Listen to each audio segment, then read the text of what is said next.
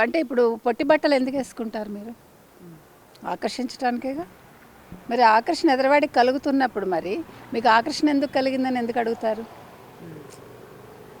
మీకు ఇప్పుడు బెల్లం ముక్క అక్కడ పెట్టి తినద్దంటే తినకుండా మీరు ఉంటారా? అంటే అలాగని నేను తప్పు చేయమని చెప్పట్లా. ఆ ఆకర్షణ అనేది వద్దన్నా చూడాలనిపిస్తుంది. ఇప్పుడు ఆవిడ చీర కట్టుకుని వచ్చారనుకోండి, ఎవడు పట్టించుకోడు. మీకు అర్థమైందా? మీరు చాలా అందంగా ఉండి ఒక చీర కట్టుకుని ఒక జాకెట్ కూడా మీరు ప్రాపర్గా వేసుకుంటే మిమ్మల్ని అంటే ఎప్పుడైనా క్యాజువల్గా చూస్తారు తప్ప పట్టి పట్టి మిమ్మల్ని చూడరు.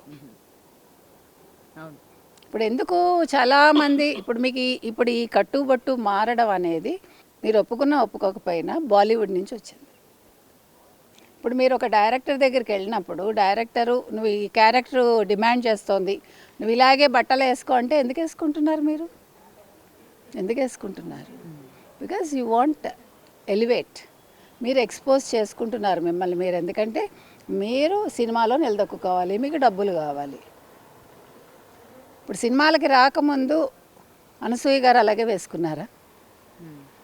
అప్పుడు షార్ట్గా వేసుకున్నప్పుడు బయటకు వచ్చారా? అప్పుడు అనసూయ ఎవరికో తెలియదుగా.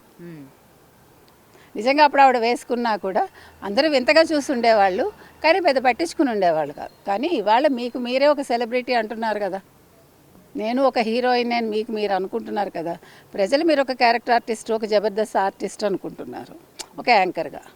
కానీ ఓకే, మీ ఇష్టం అది. మీరు ఏమనుకున్నా, మీరు ఏం భావించినా మీ వ్యక్తిగతం అది. కానీ ఇవాళ మీరు ఒక గుర్తింపు పొందడానికి మీకు ఛాన్సెస్ రాబట్టి కదా ప్రజలు మిమ్మల్ని ఆమోదించారు. సో ఇప్పుడు ప్రజలు మిమ్మల్ని ఇలా ఆమోదించమనొచ్చు